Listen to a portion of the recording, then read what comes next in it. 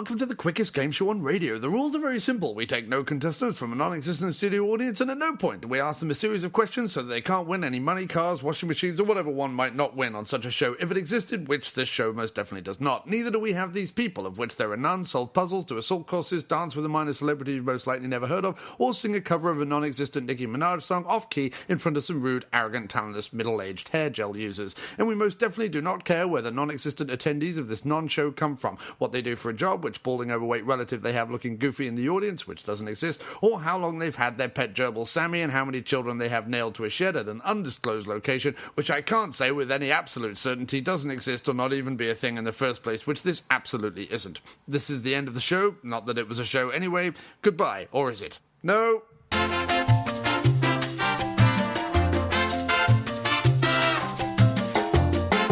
And now, over to the After-Movie Diner, which this week tastes like a week-old whelk in a Wellington boot that was called William by a washerwoman who wears wall-to-wall carpeting and weighs too much for someone who only eats Weiss.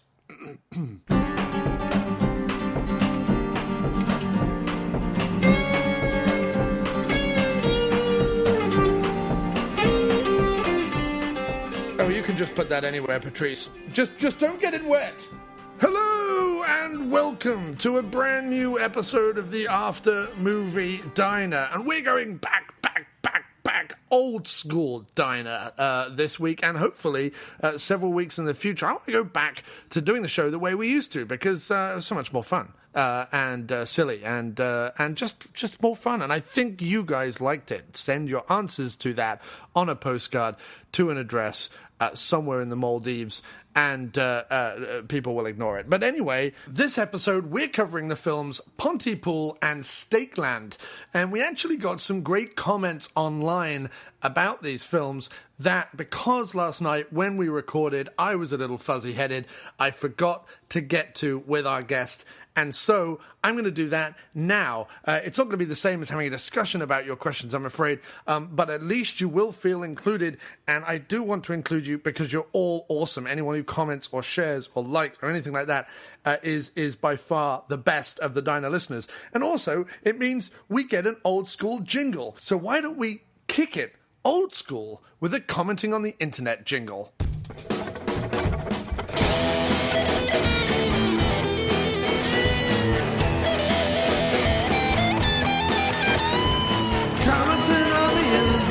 Commenting on the internet, they're commenting all over the internet, and not all over my face.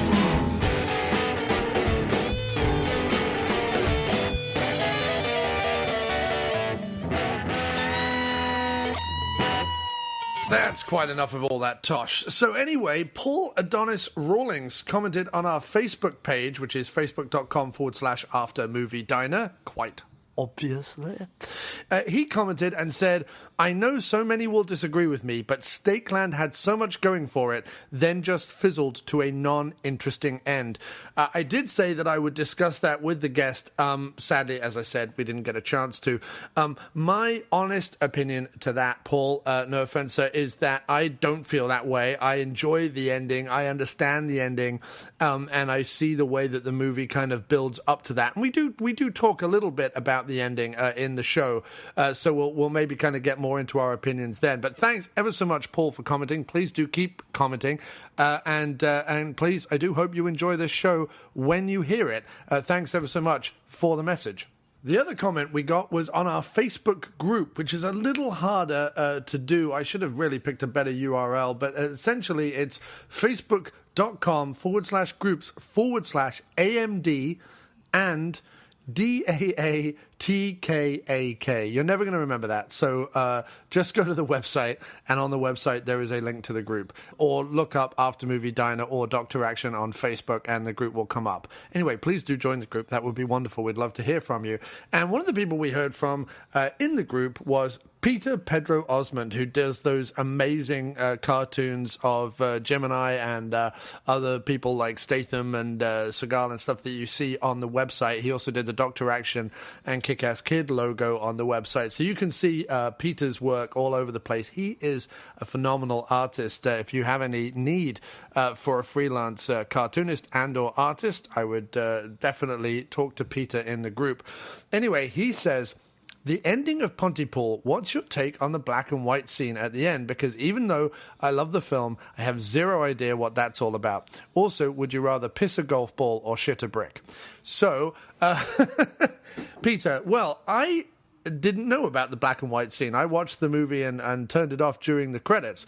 So actually, when I saw this question, I went back and watched that sequence. And I have to say, I honestly don't know what it means. We talk in the episode about what I think the film overall means, and I was trying to somehow kind of crowbar in that interpretation of the film with that last black and white scene, but I really can't. So I honestly don't know.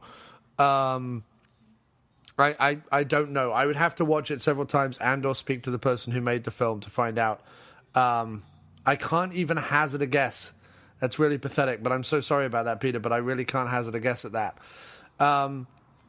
As for would I rather piss a golf ball or shit a brick? Shit a brick. Because I don't want my man parts to be out of commission. But if I shit a brick and my colon is out of commission for a bit, yeah, that's uncomfortable and painful, and I have to wear a catheter and whatever. But, like, it's better than ruining your man bits. So I'm going to go with that. And Doc Paul Crowson says, who is Dr. Action to my kick-ass kid, he says, would you like to see a hybrid of these two movies, either called Stake Pool or Pontyland? Much love, Doc. And then he says, you better read this out. Well, I just read it out, Doc. Would I like to see a hybrid of these two movies? No. Because I think the movies are kind of perfect as they are, which we get into in the show. But essentially, I think if you put them together, while I like Stake Pool and Pontyland as titles, I think you would end up diluting the awesomeness of each movie by colliding the two. There we go.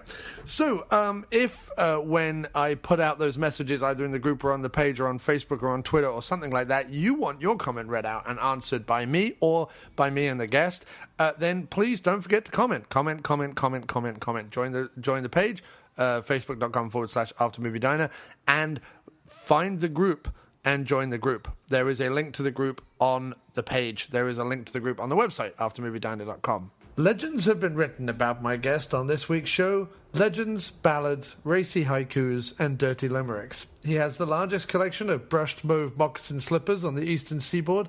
In 1998, he scaled the Matterhorn on a tricycle with Jimmy Stewart's grandniece and a postal sack full of heroin.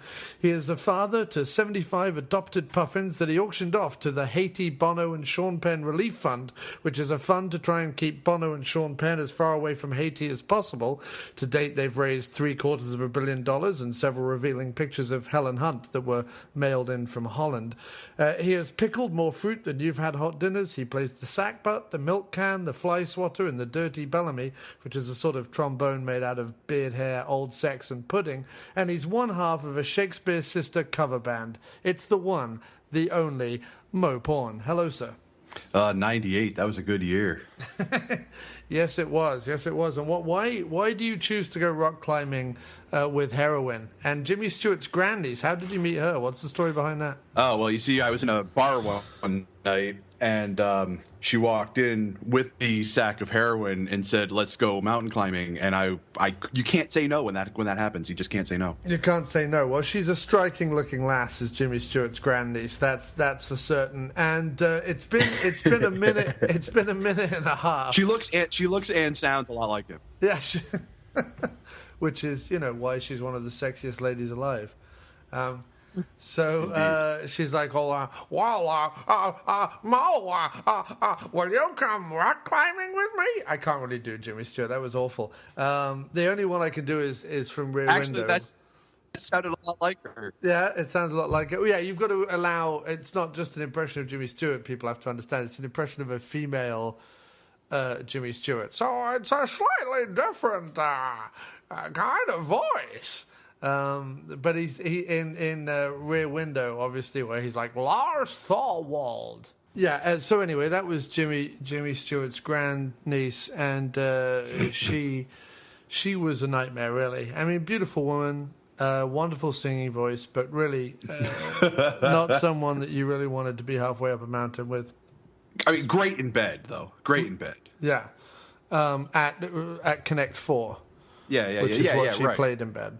Exactly. She was very, very much like her great uncle. Yeah. Who was also a Connect 4 champion, but only, weirdly enough, when he was in bed. Is there any other way? And when I say Connect 4... Oh, that's awful, man. Isn't it really bad? I can't do Jimmy. I used to be able to do Jimmy Stewart, but it's sort of like this. Why? No, that sounds like Bane. I don't know what I'm doing now. That does sound a bit like Bane. It's a bit Bane-esque. Bane-esque. Yeah. Bane of my existence. So, how have you been, Mosef? What have you been up to since last we spoke? I've been pretty good. Nobody's going to get that because I cut the Bane reference out. Oh, okay. Never mind that. I've been good. In fact, it's been a while for us, but actually for the listeners of the podcast, you were just on, like about 3 or 4 episodes ago, doing the Microwave Massacre. Oh, right. Yeah. So that's the last time you heard Mo. And it's been 2 or 3 weeks into October, and I still haven't put up a second podcast yet. So I'm recording with you tonight, Jim, on Thursday, and I believe I'm recording with Scott Toomey either this weekend or early next week. So that'll be the 3 podcasts that'll fill up the rest of October. I might even do a 4th one and just put more than 1 out in a week. Just flood the market. Who knows? Bring those prices down, you know. Yeah, just flood the market. Bring the prices right down. Yeah, flood those all important podcast prices down. Yeah, I recently had a bit of excitement over at the After Movie Diner Facebook page where stars of Ash vs. Evil Dead, Dana DiLorenzo and former Miss Xena warrior princess Lucy Lawless shared my article about the 35th anniversary of the Evil Dead, and it reached over 100,000 people. Did you immediately cream in your pants? I did. What I immediately did was contact them both and see if they would do an interview. As yet, neither has responded. and both of them has wished that they never shared the fucking thing in the first place. Well, I hope for your sake and for the sake of your pants that they do. Me too. Yeah. It was, the article was shared over 670 times, which I didn't even think was possible. So that's the After Movie Diner going viral, about as viral as the After Movie Diner ever will. We'll never pick up those all important million numbers, but we've picked up some thousands, so I'll take that. Yeah, I mean, the closest thing I ever did to going viral is when the guy from Birdemic followed me on Twitter. that lasted about a week before I just unfollowed him. Well, one of my favorite episodes I ever did with you was on kids' movies. We did what were the 2 movies we did? We did Heavyweights. And Snow Day. That classic Snow Day, the Chevy Chase. That underappreciated gem. Yeah. We should do another couple of kids' movies at some point. That would be fun. Yeah, we could do Blank Check. And Dunstan Checks In. Oh, no, come on. We could do First Kid. No, we should do Dunstan Checks In and Joey. No, is it Joey? No, what's the monkey one with? Eddie? Eddie. Is it? No, it's got Joey in it from Friends. That's why I think it's called Joey. But yeah, I can't remember the name, but I know exactly the movie you're talking about. Yeah, and you think it's the name of the monkey, but really it's his name. And the monkey...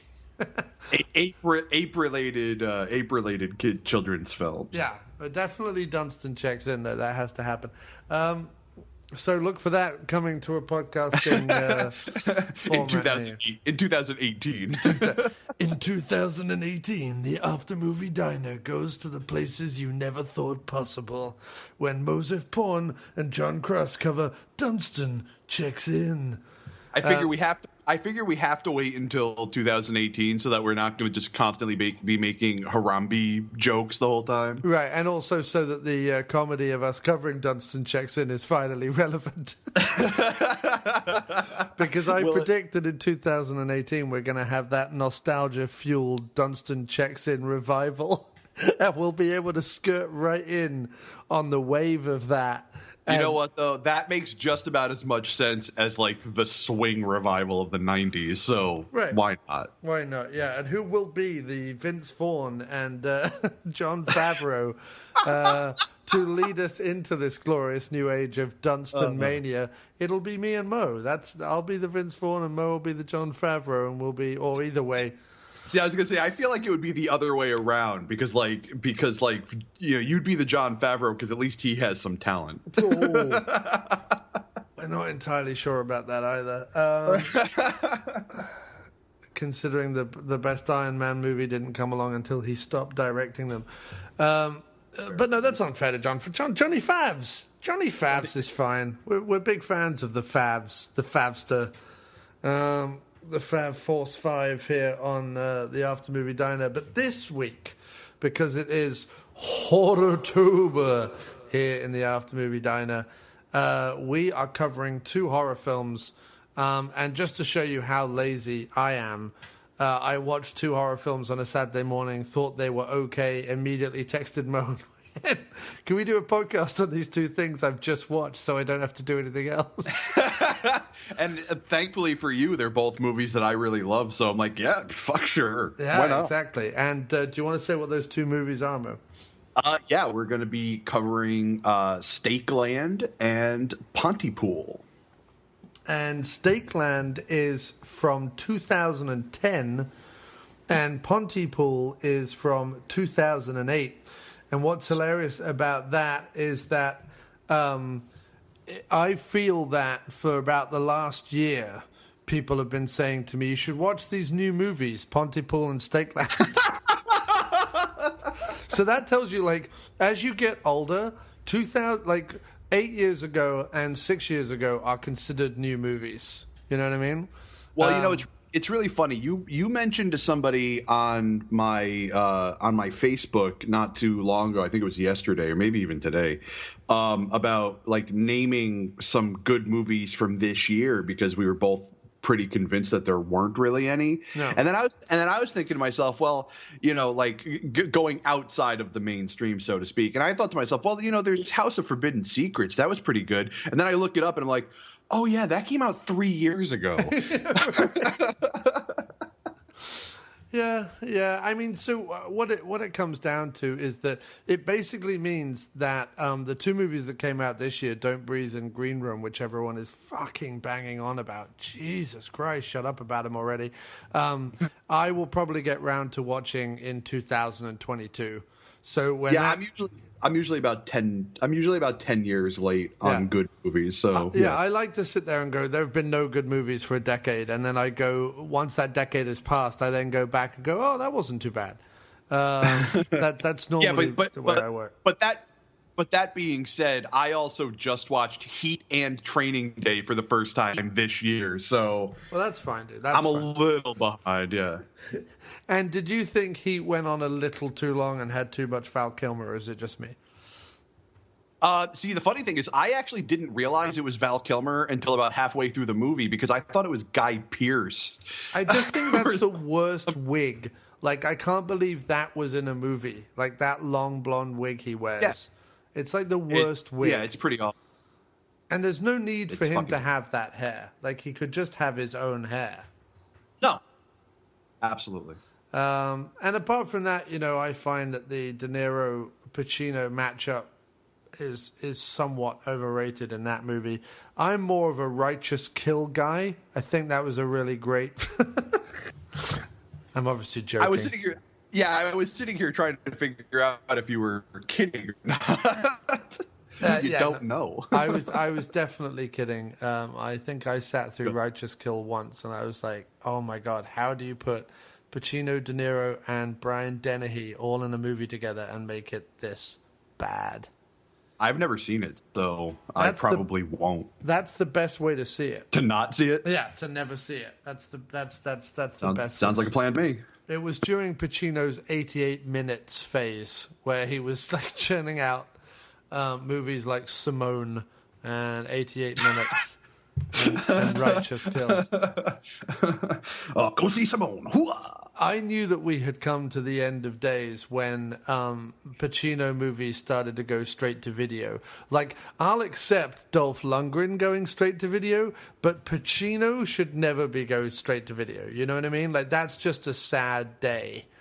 But that happened. Well, so yeah, basically with, like you knew the end was coming when you got Pacino going straight to video and fucking De Niro phoning in all of his performances. Just a shame. It is a tragedy, but I tell you what isn't a tragedy, and that is 2008's Pontypool. And they don't phone in their performances; they radio them in. Did you see the way? Yeah, segue. Segue. And I'm not talking about one of those twatty hoverboards that hipsters have. It's an absolute powerhouse performance by Stephen McHattie. Who is one of those wonderful that guys. Mo, what do we know Stephen McHattie from? Yeah, I don't know. I mean, I know him from Pontypool. I haven't really even thought about anything else he might have been in.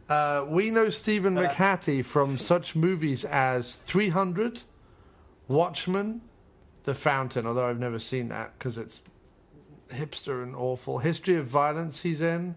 Oh, he's in Pay the Ghost with your friend and mine, Nick Cage. Ooh. Oh, he's in Shoot 'Em Up. That's maybe where I know him from. And along with the other that guy, William Sadler, he's also in the Jesse Stone series with Mr. Mustache himself, Magnum P.I., Tom Selleck. Ooh. Which I've never watched any of those, but I probably should because it's got like a bunch of actors in that I really like. And I don't mind kind of cheesy made-for-TV mystery movies. I'm quite a fan of those, actually. Yeah, I'm not even familiar with the series.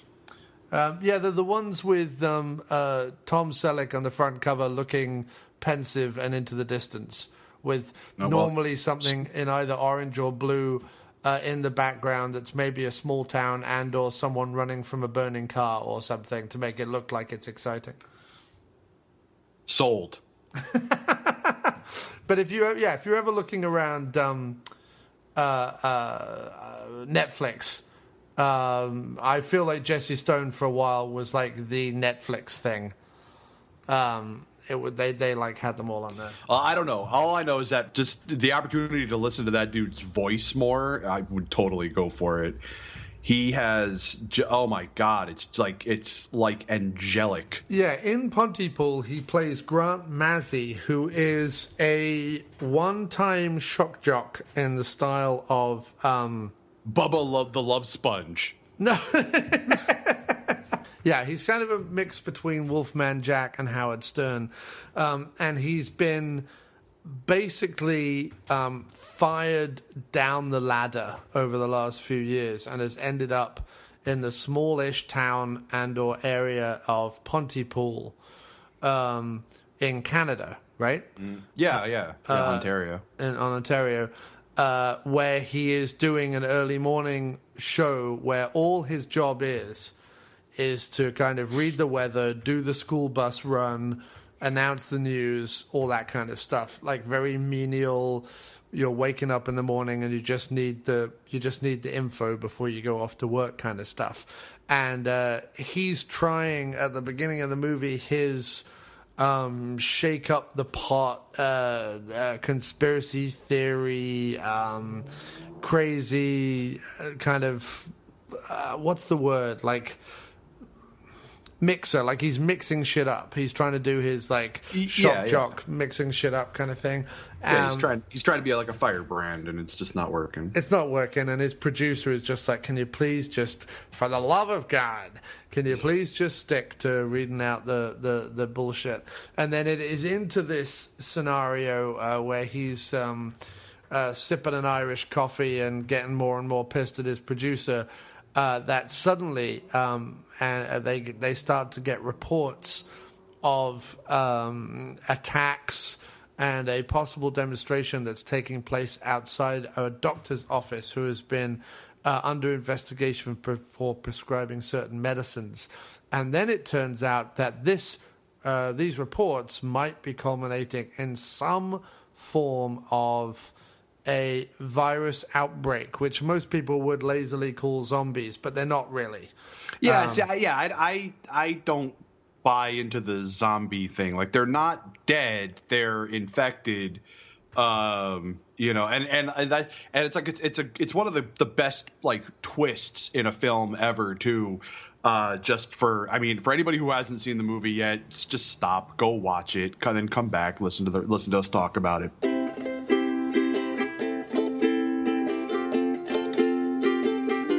Oh, it has been far too long since I did a spoiler song, and I promise that I won't get it wrong. Now I'm starting up this spoiler song. Well, way back when I used to do a one each week, and now I think I'll bring them back. Oh yes, because it's something that I think the new shows lack. It's the thing that belongs, it's the spoiler songs. Oh, it has been far too long since I did a spoiler song. Oh, it has been a bit too long since I did a spoiler song. And now it's going on too long. Its appeal has passed. So maybe I should stop playing and we should get back to the show. I didn't rhyme that. Bollocks. All right. Well, after that lovely spoiler song, I'm moist. Yeah, I'm like sitting in a puddle right now. I did also shit my pants, so that's probably the bigger problem. Smells lovely though. Is that so it turns out that instead of it being viral or airborne or in the blood or anything like that, it's actually the language is infected. And like there is a moment in the film where they get like there's this French their signal is interrupted and there's this French recording that plays that and I love Grant Mazzy's like realization of what he just did as he's finishing up the like reading the translated message where it says please do not translate this message, right? And he doesn't speak French, but of course his producer and is the producer assistant, is that her kid or is she just No. She's just an intern or she's just a producer's assistant, but she was like a war hero. Like she had gone off to fight and then came back. Right. And and so that was like the whole big thing with her. But that's it. She's not like related to any of them at all. No, okay. So and she speaks French as well. And the interesting thing is, well, he speaks a little. Right. Yeah. But the interesting thing is with the whole movie, I mean, all the best zombie virus, group psychosis, alien invasion of the body snatcher type movies, in other words, where something happens to the populace, all the best ones have some kind of underlying metaphor that they don't hit you over the head with, but like if you choose to kind of pick it out of the action, you can. And I think this one, with her being the war hero, and then with that big speech he gives at the end where they can hear helicopters overhead shooting civilians, basically, or shooting the infected. He does this big speech over the airwaves because they know that they're also broadcasting on speakers outside the old church that they're broadcasting from. He does this big speech about all you're doing is shooting frightened civilians. Like all you're doing is, and that today is no different from yesterday, and it'll be no different than tomorrow. The sun comes up and the sun goes down, and it's not the end of the world. It's just the end of today. And he does this big speech about shooting frightened civilians, and all you are attack dogs, and da da da da da. And that, coupled with her being a war hero, coupled with I think the idea of not understanding the language or not understanding the message or not understanding each other based on the virus being in the words, I think that has to do with a lot with our conflict, which obviously in 2008 was sort of much more prevalent.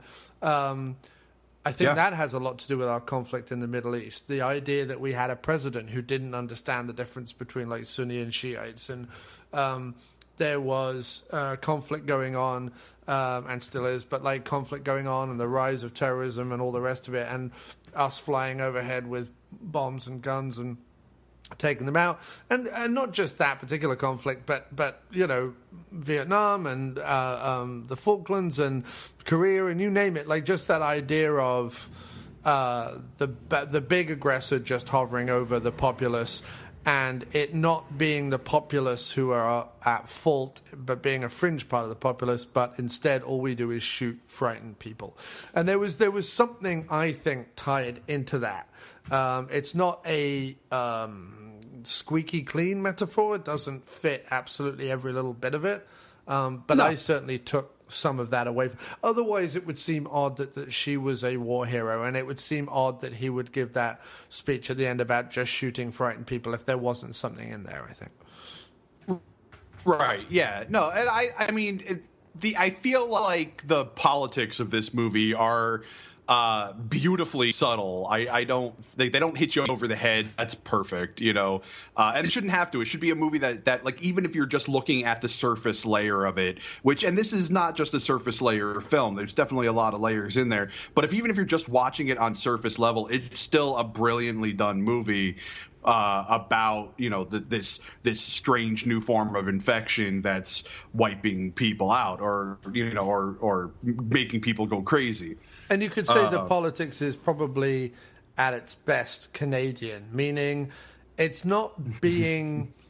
It's very apologetic. Yes, it's not being it's not being horribly rude about anyone or to anyone, but it's not hiding away either. It's just being diplomatic, but to the point, and Canadian. And sorry. And also the other thing. sorry about that.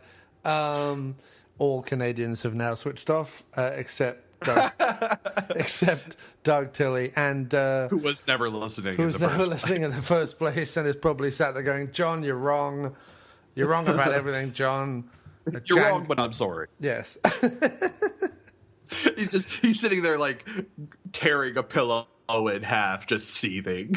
Yeah. So no, I mean, in terms of a movie like this, it's set predominantly in one location, with it's a bit of a bottle episode. Yeah, with a minimal cast, and therefore it's about ideas. It's about, and also if you think about it, the concept of it traveling via language, it has to be about the dialogue versus the action. Now that doesn't mean you don't see, you know, a crowd of infected people, and there is gore and there is some violence and da-da-da-da-da, but it's not on anywhere near even the scale of a low budget thing like 28 Days Later. It's not even on that scale.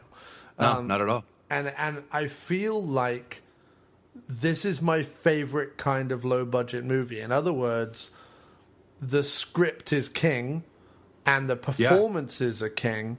You find a decent location that is set up as best you possibly can, and you shoot the fuck out of the script and the performances.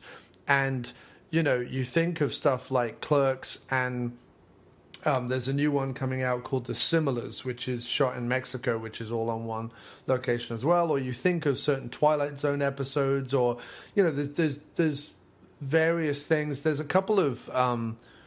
I looked up, there was a couple of horrors. There's one that I think is set in like an ATM vestibule or something, like in a bank where they're locked in, and it's all just sort of... The Thing is another great kind of claustrophobic one setting kind of... There's all those... The Descent?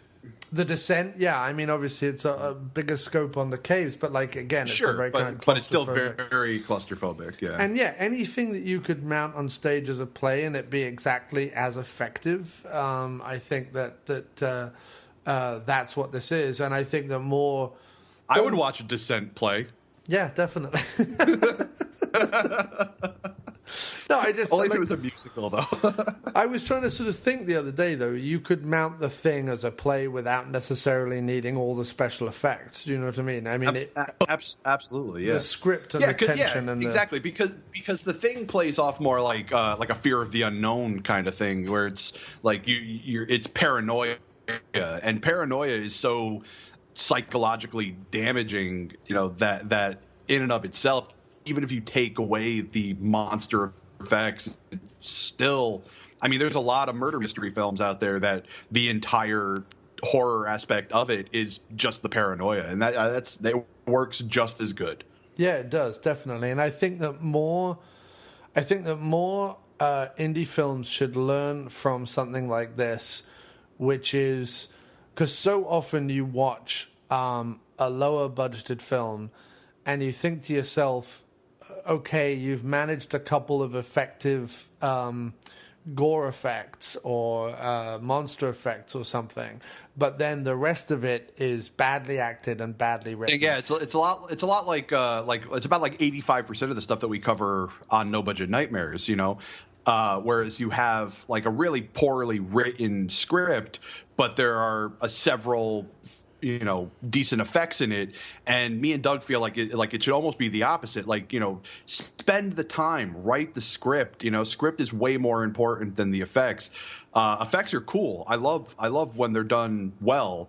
But if you take the time, write the script, you'd have such a better movie. Even if it's badly acted, like as long as they're like giving it feeling, then it's fine.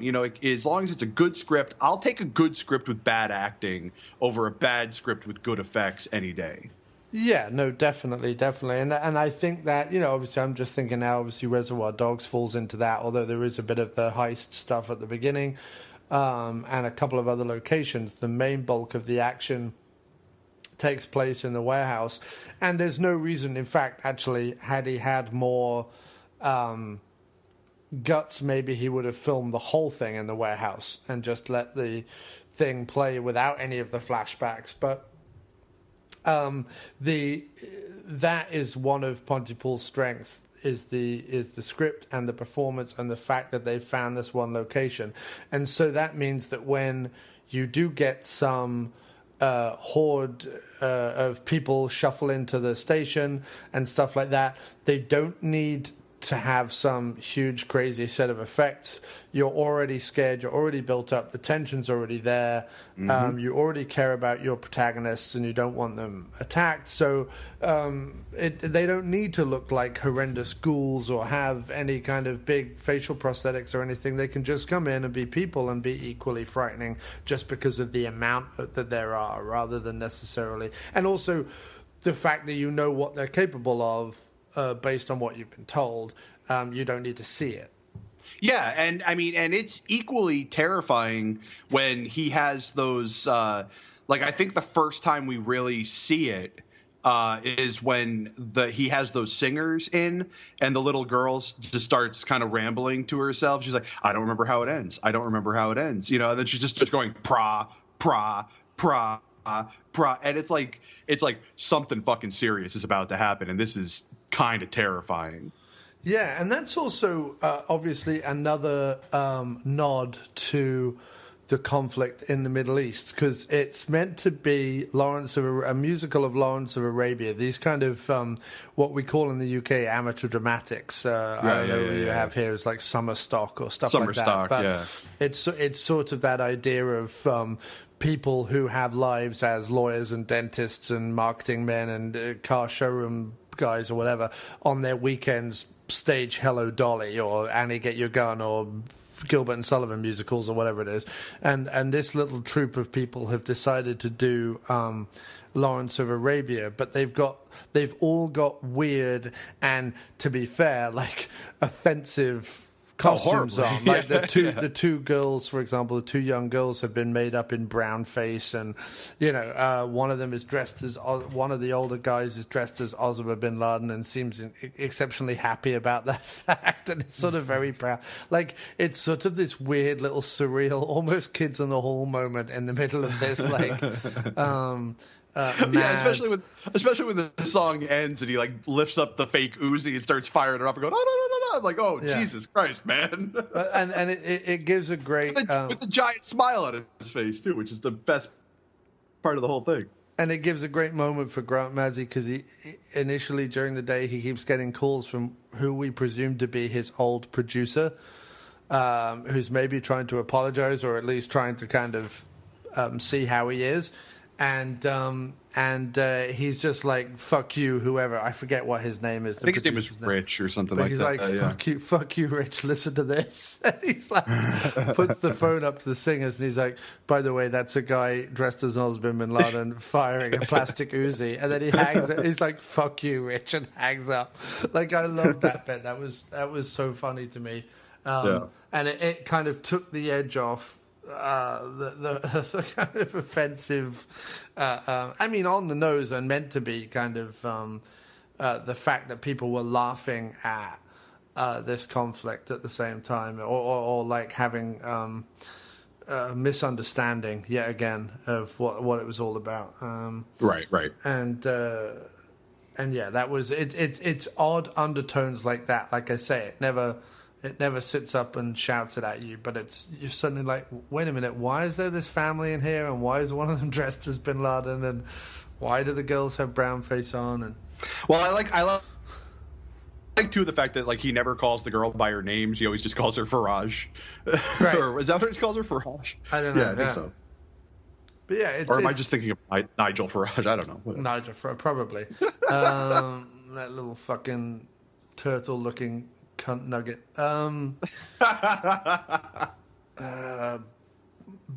Bigoted pansy in a trench coat. So, so I don't have like a huge amount of specifics to say on Pontypool beyond what we've said, but like I'm definitely glad I watched it. I'm definitely glad that people recommended it to me. It was Jim Wallace, I think, my regular co-host, who recommended it most strongly to me, but I'd heard other people talk about it as well.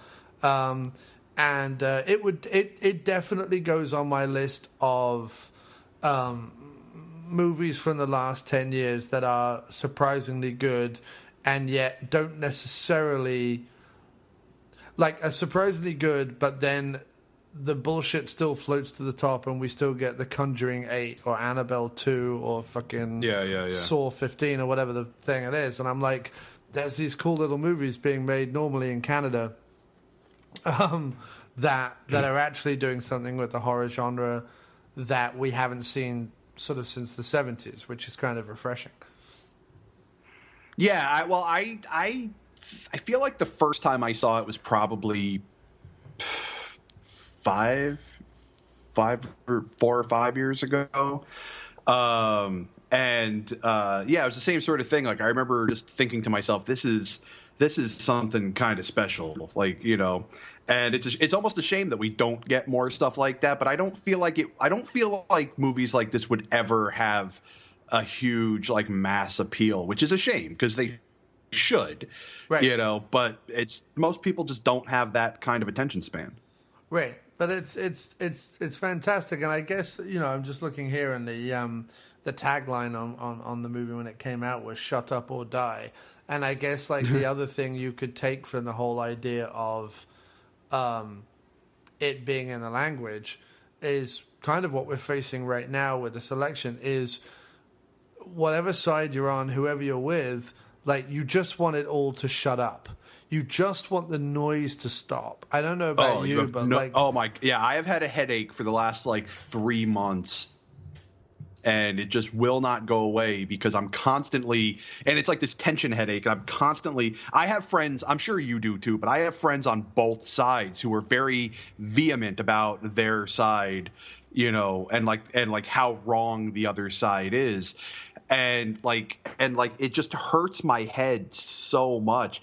Like I used to be very much so the type of guy that would fall into that sort of name calling, you know, just because the other guy is the other guy kind of thing. But I feel like this election, if it's done anything, has got me out of that habit because like it's really easy, you know, to call Donald Trump a monster or to call Hillary a crook or whatever. But there's so much more to it than any of that, And like, I feel like the name calling just takes away from the facts of which are much more devastating, than any name calling could be. And I don't want to get too fucking political or anything like that, So like, I just feel like it's the coverage. You can't win for losing sort of thing with this guy. He's just, it doesn't matter if you put him on the air, then he is sucking all the other noise and air out of the room, and it's all on him, and it's all about him, and it doesn't matter if it's good or bad. He is going to take it and run with it. And it's so frustrating. It's so, yes, he's horrible and awful, but like, it's the reporting on it that makes me want to pull my face off. Right, exactly. So it was really interesting, that like that's our current situation. Now, granted, that's been our current situation for quite a while now, but it's that idea that if, wait a minute, like, we should all shut up. Yeah, you're not wrong. You're not wrong. But the problem is that the people on the right who love him will never shut up about him. And that's almost a way to look at Pontypool as well. Like, you look at the mob mentality, and you look at the repetition, which is part of the virus. And you think about that, the repetition of slogans in a mob mentality devouring each other. And that's essentially what you have with modern media.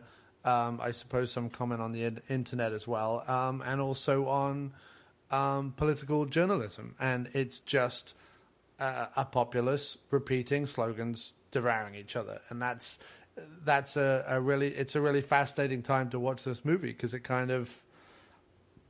it definitely speaks to that, I think. Absolutely. Like, it's really weird to be alive right now, because like, I feel like there have been some pretty heated, presidential elections, like even, like just in my lifetime, going back to like the late 70s, obviously mostly in the 2000 and on, but I feel like this is the first presidential election I've ever lived through where people are genuinely going to lose friends and drastically, permanently alter relationships because of who they're backing. It's really, really weird. It is. And it's, I remember I started off October with, I'm just going to talk horror movies. Everything I put out on social media is going to be horror movies, and I'm going to do some funny GIFs and some memes, and put out the podcast, and I'm going to put out my articles, and I'm going to insulate myself and just be like, no, I don't care about any of this stuff, and I'm not going to post about it, and da-da-da-da-da. And it wasn't more than like 10 days went past, and I'm just like, it was like eating into my skin. Like, I just was like, I have to somehow, and I understand it's just screaming into the void, and I understand it doesn't change a single person's mind, but I just had to sit there and just go, like, I just had to post something, because I was about to go fucking ballistic. Yeah, see, I don't have the option of not doing that. Like, I said many, many months ago that I was going to stop posting political stuff, and that lasted, I'll give myself credit, it lasted about a month. Of me, like, okay, I'm just going to post funny shit. I'll post articles that I think are funny, blah, blah, blah. And now I'm right back into posting the political stuff. But it's like, for me, it's almost impossible, like, especially with Doug as my co-host, and he's very political and he's very anti-Trump, and like, so he'll bring it up, like, even like it's a fucking no budget horror podcast. And like we're talking, we don't talk a lot about it, but the fact that like this no budget horror movie podcast is talking about, modern politics it just goes to show you how fucking crazy the whole thing has gotten. Yeah. It really has. And he's Canadian, so he doesn't even have any fucking, ironically, he also lives very close to Pontypool. Yeah, and also probably has the greatest world leader at the moment. Like, Trudeau is like, he's a genuinely great leader. And England can't claim that, and France can't claim that, and Germany can't claim that, and I don't know the situation in Australia. They probably have someone who's fairly laid back, I would imagine, but I don't know. Australia just passed a motion in their Parliament House, whatever they call it, proclaiming Donald Trump like a bloated slug and unfit for office, which I thought was fucking hilarious. Like leave it to the Australians. Yeah, well, that's fine. They can sit down there with the Great Barrier Reef and wall-to-wall skin cancer and tell us all about it. Like, that's fine. I don't mind.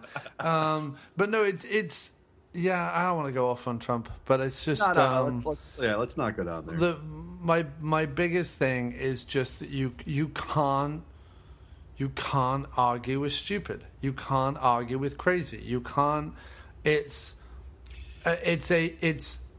Well, there's a better terminology for that. It's like you can't argue with zealots. Right. It's the same thing with religion. You can't argue with zealots. But it's not like, at least, I don't know, I guess at least with religious zealots there's some sort of like coalesced or cohesive focal point. This is just a general barrage of bigotry and nonsensical, anger. Sure. Anyway, I brought it up merely to say that Pontypool makes some nice little nods to this situation and this scenario, and therefore it is definitely as relevant today as it ever was, and is, apart from maybe that Bin Laden reference, but we're not too far out from that people don't know what that is.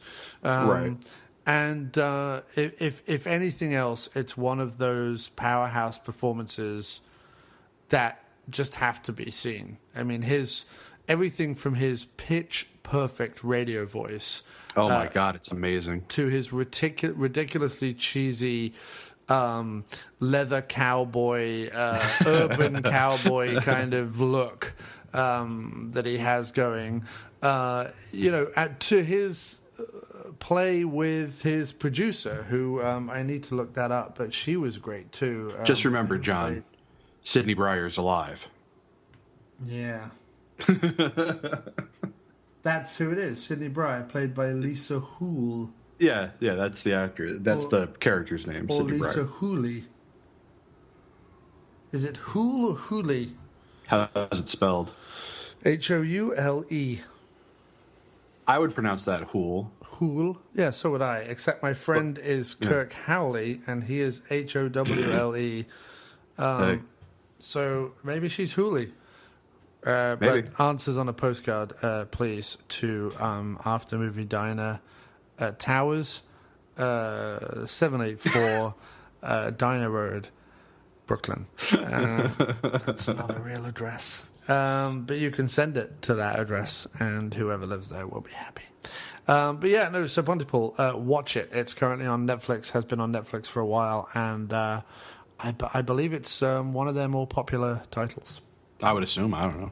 Well, we've reached the middle of the episode. Hello, everybody. And if you're still listening, and I do hope you are, here's just a little bit of information about the After Movie Diner. You can find us at aftermoviediner.com, on Facebook at facebook.com/aftermoviediner, on Twitter at aftermoviediner, and wherever podcasts are found on iTunes, Stitcher, Spreaker, YouTube, TalkShoe, and soon Blog Talk Radio.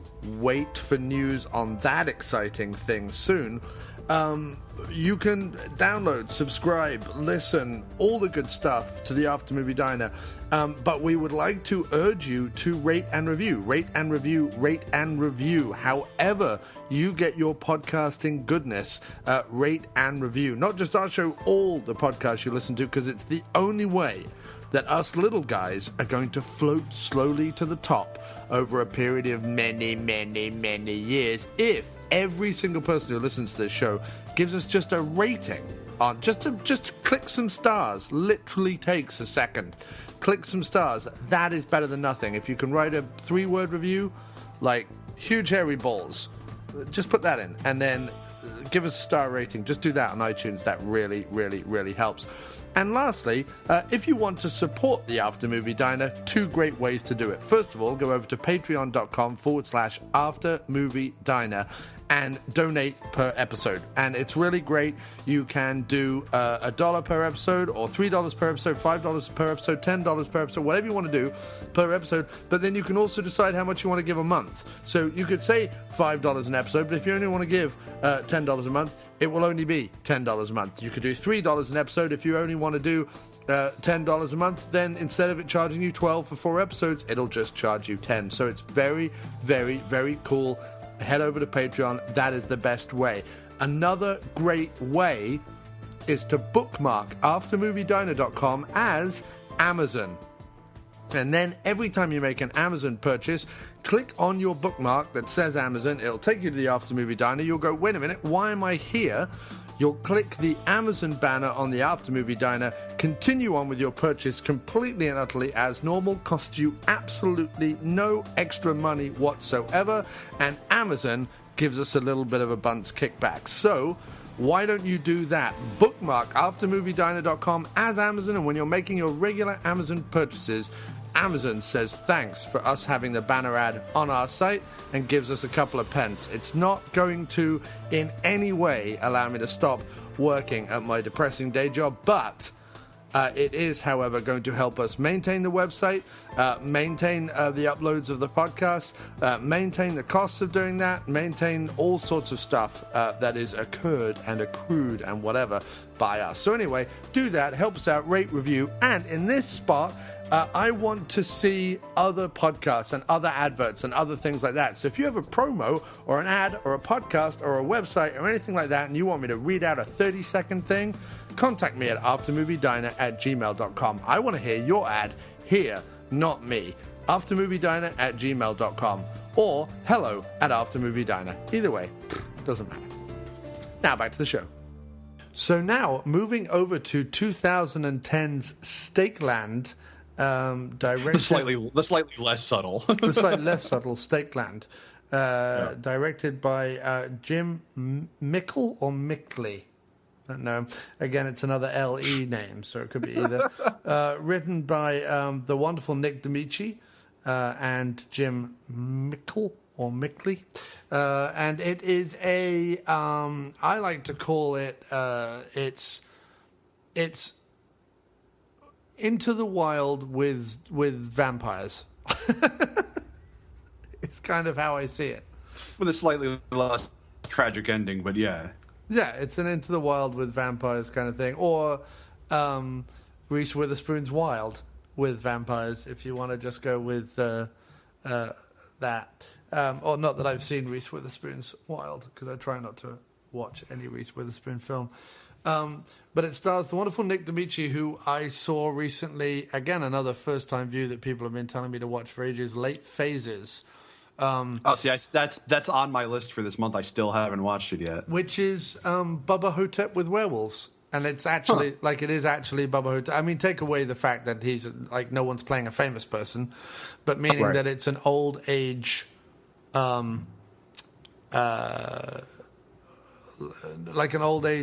a rest home, but a community, an old age community that's being attacked by werewolves. And into it comes Nick D'Amici playing a blind veteran who kind of has to save the day. Sort of, I suppose, Gran Torino with werewolves would be another way to look at it.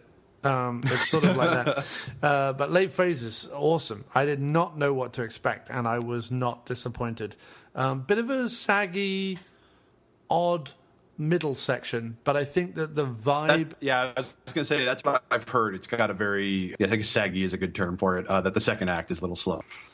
Yeah, I mean, because it has, obviously, the establishing of the situation, and it has the climax. And then in the middle, there's a bit of sort of character development, which is nice, but you have to... I found you had to immerse yourself in the vibe of Act 1 in order to get through Act 2 happily. But you've got Tom Noonan as a kind of creepy, smoking priest, which is always fun, and Nick D'Amici. But anyway, we're not talking about that movie. We're talking about No. Stake Land, which, aptly enough, Stake Land 2 is premiering on Sci-Fi Channel. Weekend just gone, on the 14th of October. It just premiered. Stake Land 2 just premiered. So we're only six years too late.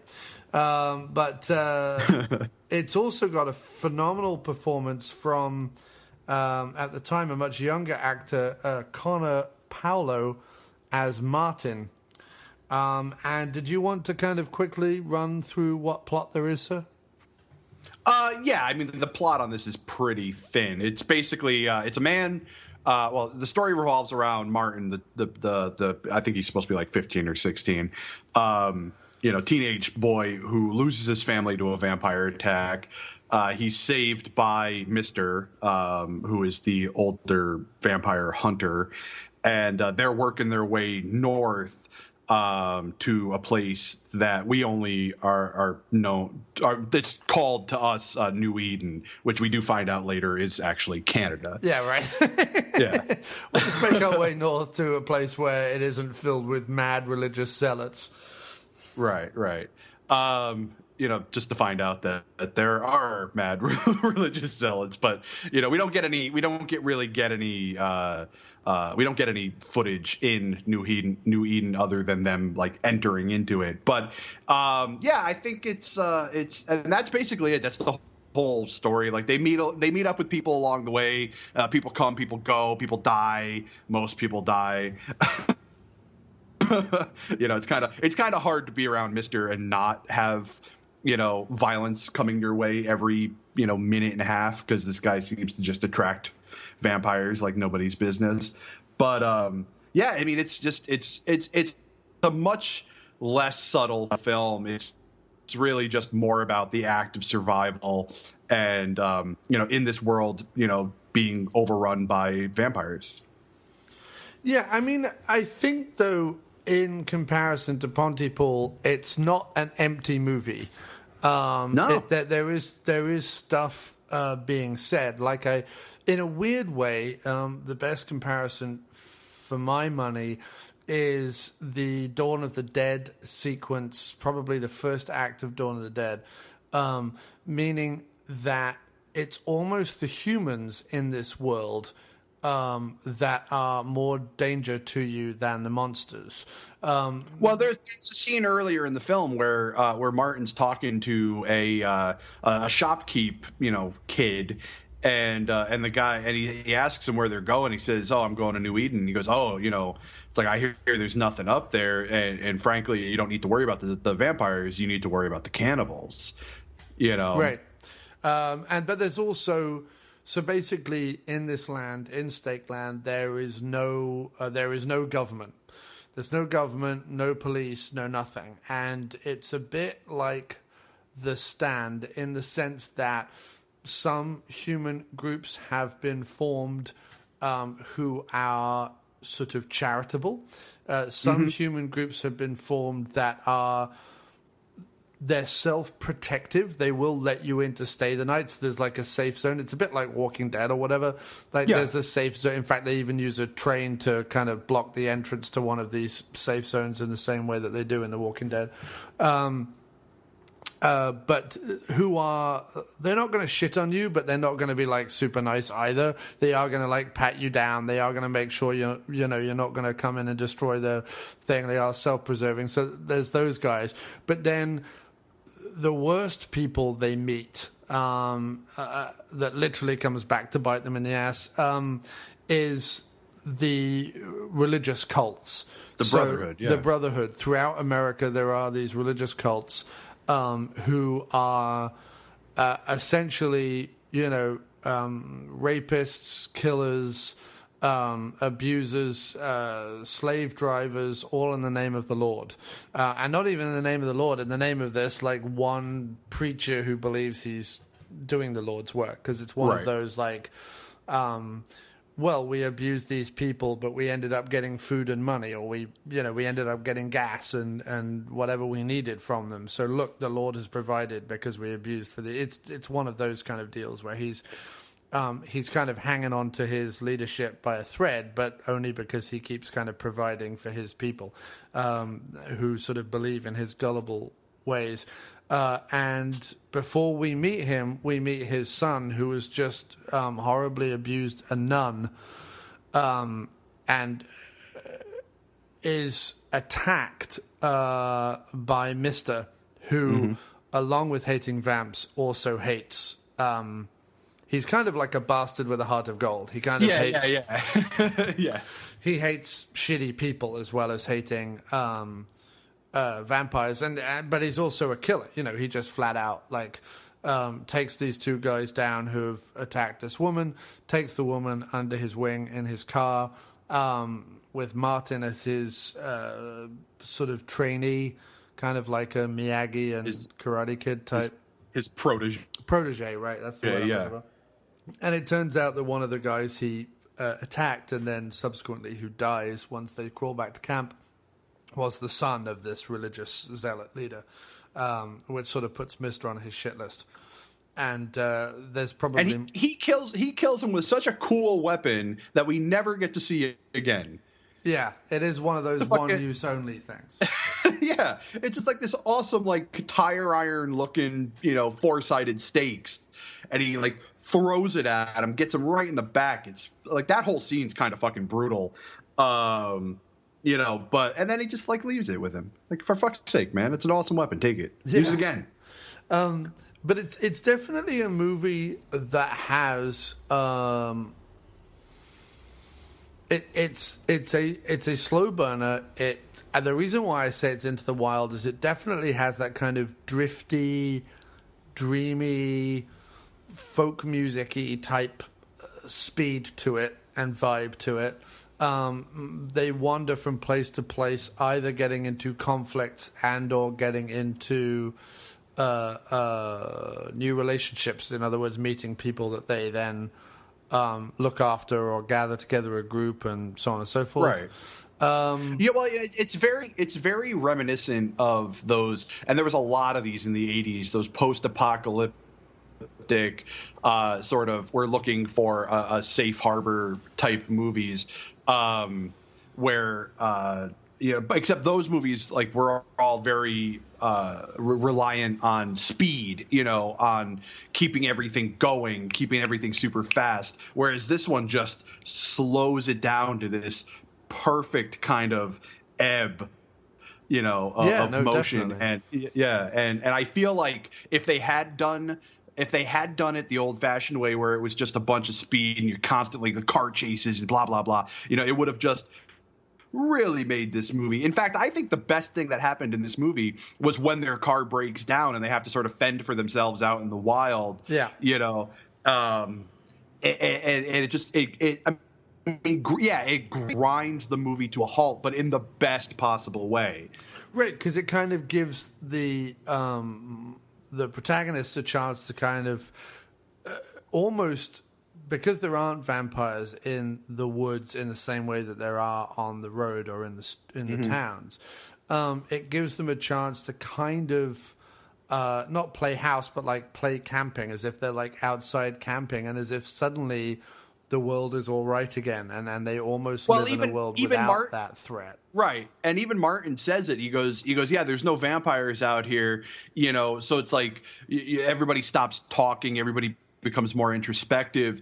And he says, I realized that I stopped thinking and dreaming about my former life and my former family because I had found a new one. Right, exactly. Yeah.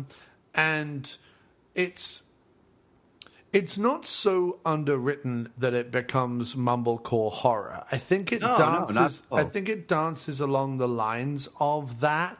I think there is a certain aspect to it. It's certainly an art house indie horror. That's not to undersell it though. There are plenty of like awesomely cool moments in it. Like they kind of pick and choose their cool vamp attacks or their cool religious guy attacks. Like they pick and choose the bits where, okay, we're going to make the threat real again.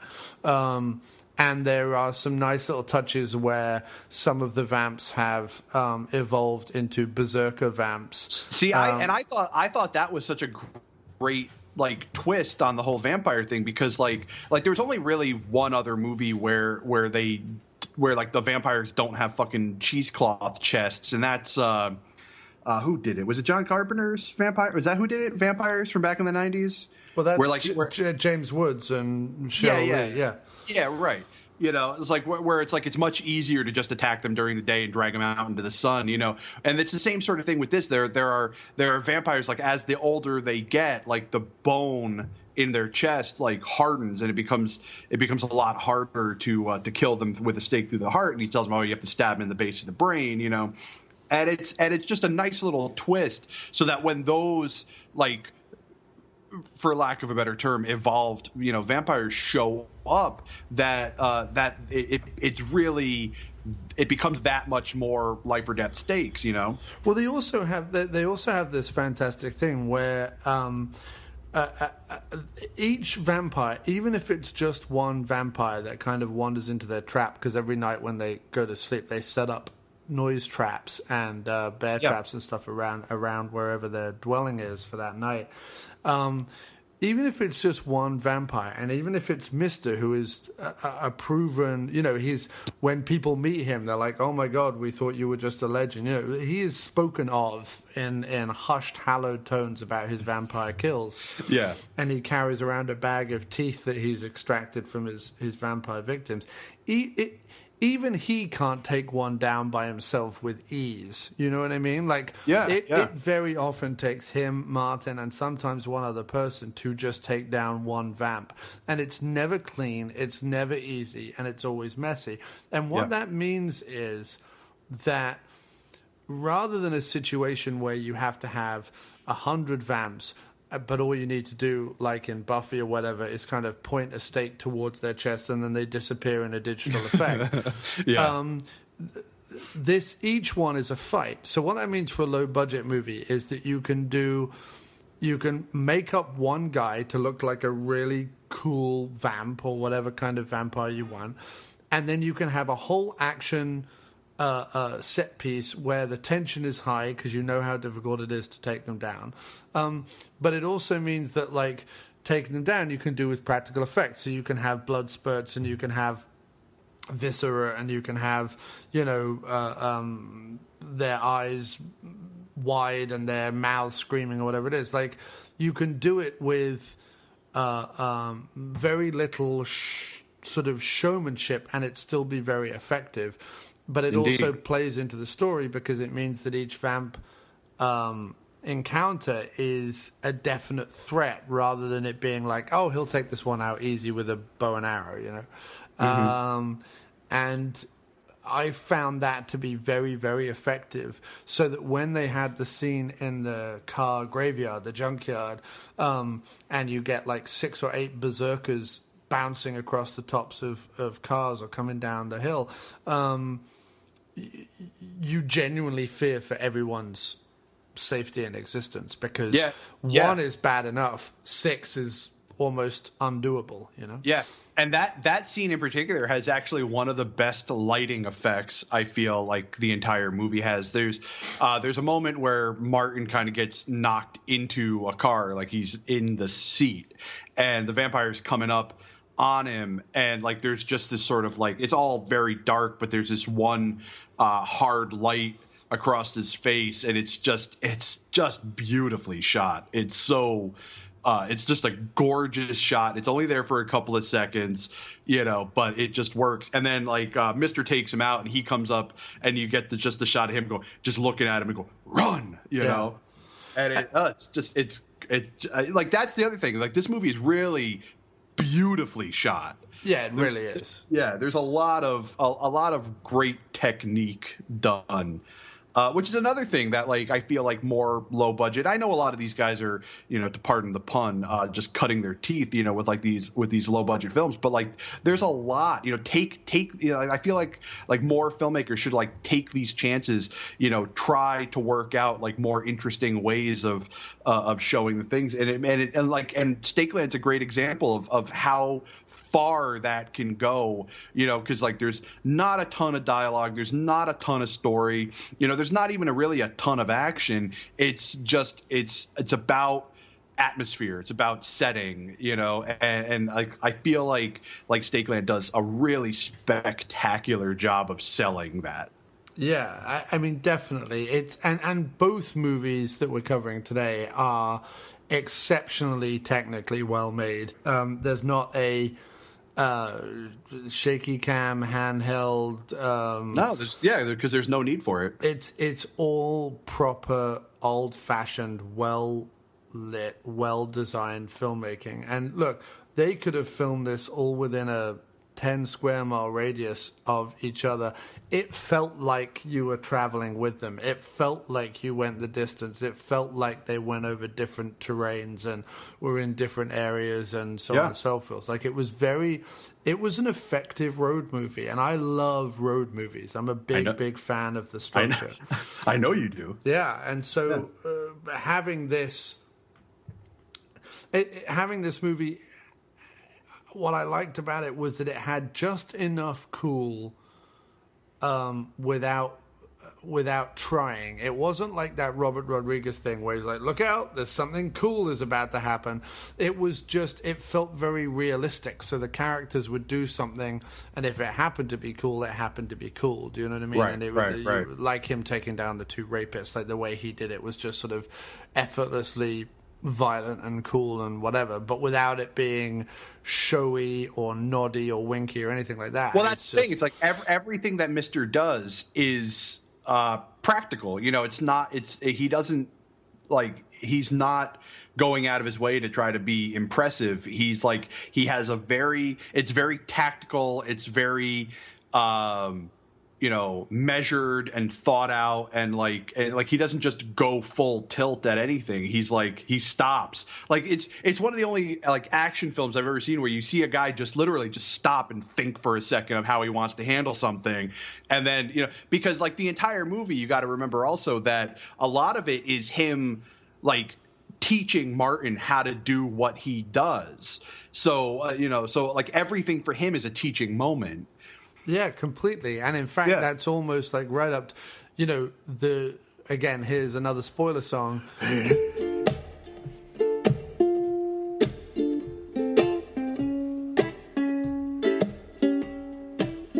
Oh, there'll be spoilers. There'll be spoilers up ahead. Baby. Oh, there'll be spoilers. There'll be spoilers up ahead. Baby. Well, maybe you want to turn the show off, go watch the film instead. I can't stop you, but I can tell you, ooh, there'll be spiders up ahead. There'll be spiders.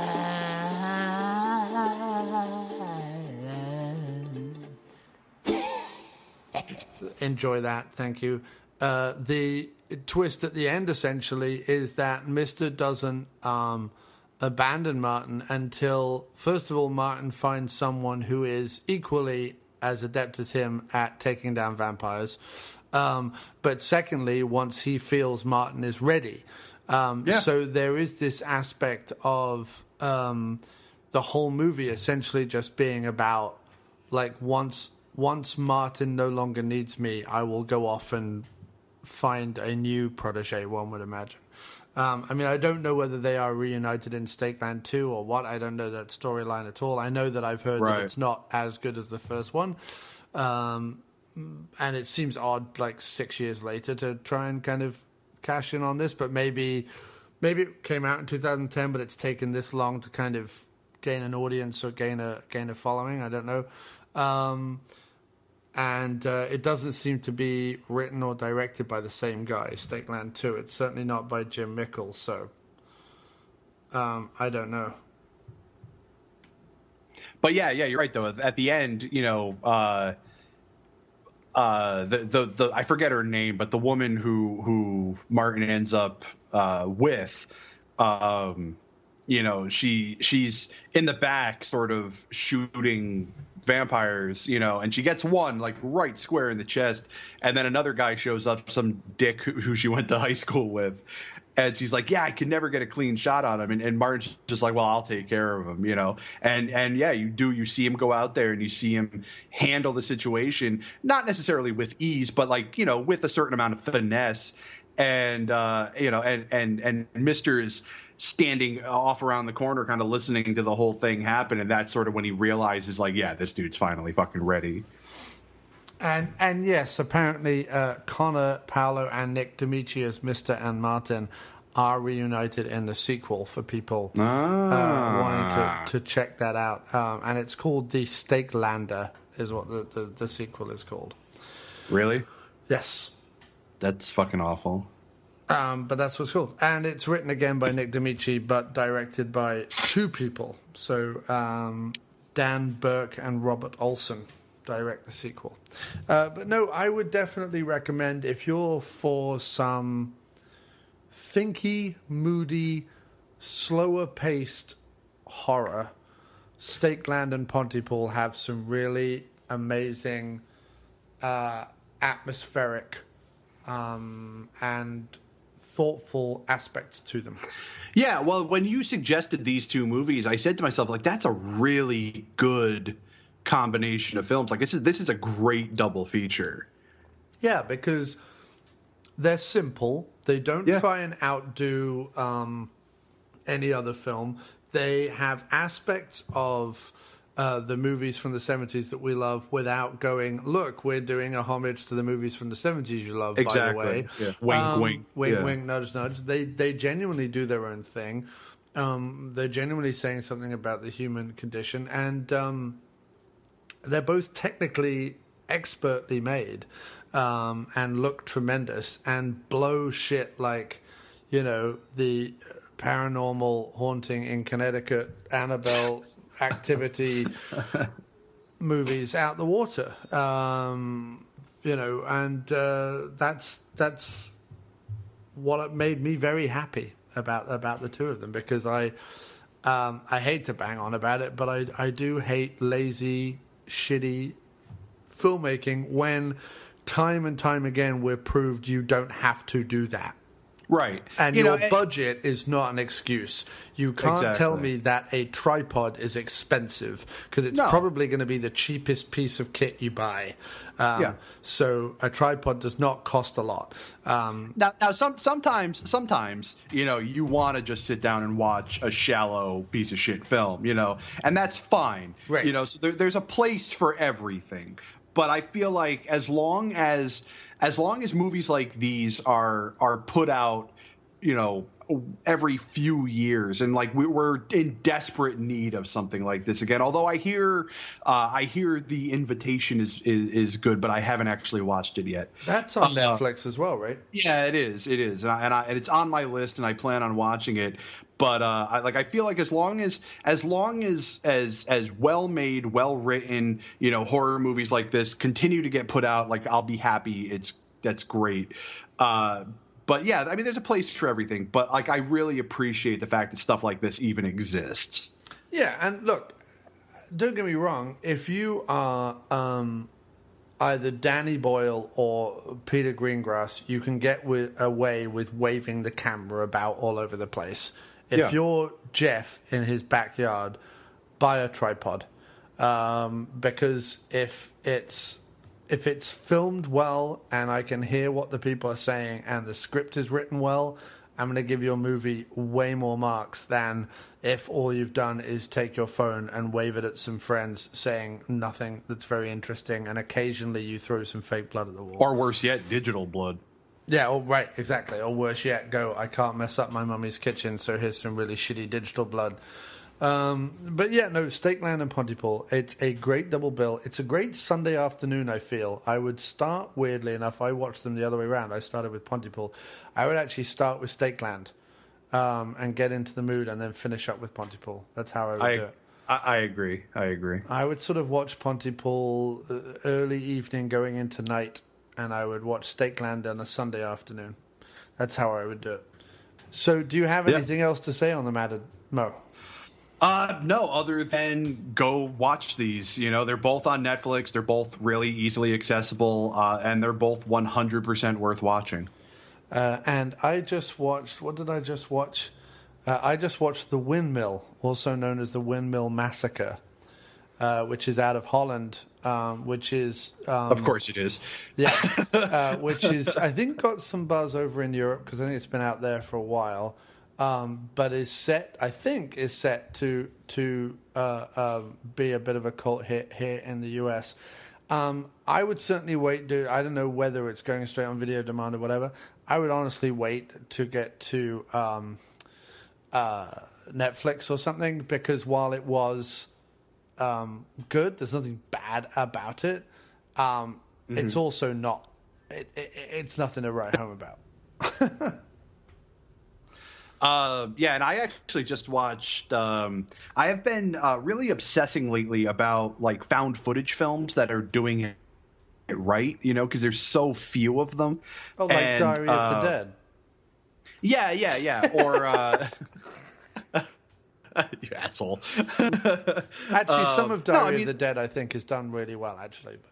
And there's a handful. There's only a handful of found footage films that do it right. Like Troll Hunter does it spectacularly. But I watched, and I wouldn't say this is one of the upper echelon, but I really enjoyed it. And it's new and I hadn't seen it before. But that movie Creep, which is also on Netflix, and I enjoyed it. I thought it was surprisingly good. And like it does this great thing where it subverts the jump scare and like whenever you take like a classic trope and just turn it on its ear and make it interesting again, like that shit sort of makes me laugh. And I feel like Creep did a really great job of just utterly subverting your expectations with jump scares. Awesome. Which made me very happy. So that's two more on my list then, The Creep and The Invitation. Yeah. So I will be watching those before October is out. To keep up with what I am watching throughout Horrortober, you can on Letterboxd. Just look up After Movie Diner on Letterboxd, or indeed follow us on Facebook, either in the Facebook group or on the Facebook page, links to which are available all over the website. And Mo, where can the good listeners find you and bug the shit out of you if they so wish? Honestly, the only real public place, I mean, they can go to Twitter, but I never go on there. I mean, if you write me, I'll write you back, but I don't post anything on there. Twitter, it's Drunk on VHS. Or on Facebook, if you want to come on there and find me. The only real place to do that is to go to facebook.com/groups/No Budget Nightmares, all one word, or just do a search for No Budget Nightmares and ask to join the group and feel free to bug me on there. Well, thanks ever so much, sir, for joining me for what I feel like has been an interesting and exciting rundown of these two films. And thank you very much for being part of the After Movie Diners Horrortober series. Indeed.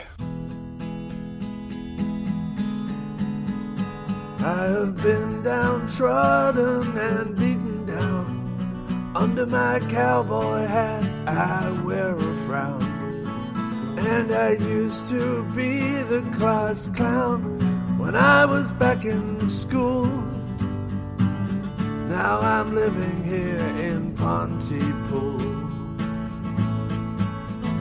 It's a cold and snowy Canadian winter, and every relationship here just splinters. And I just read what comes off the printer. No room for boat rocking or cool on the radio in Pontypool. And I just moved here, it's just another day, and I will die here no matter matter what I say. I got whiskey in my coffee, and my message is for the birds. It's not in the bloodstream, it is in the woods.